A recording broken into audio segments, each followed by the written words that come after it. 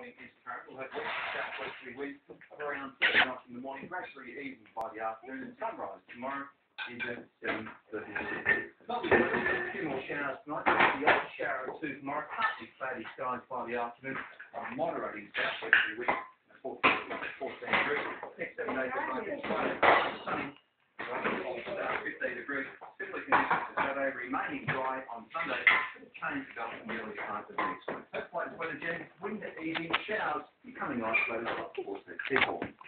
Thank you very much, Brownie. And that's the way it is today, Wednesday, the 2nd of July. Today, tonight is next with Anna Corrin. I'll have updates about the evening. But for now, good night.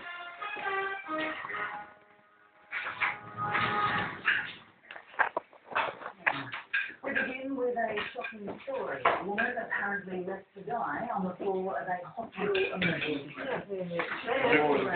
front of patients and hospital staff. How the hell the same channel can do this, I do not know. And I'll repeat it on the hurricane. Well, they'll give us something like that.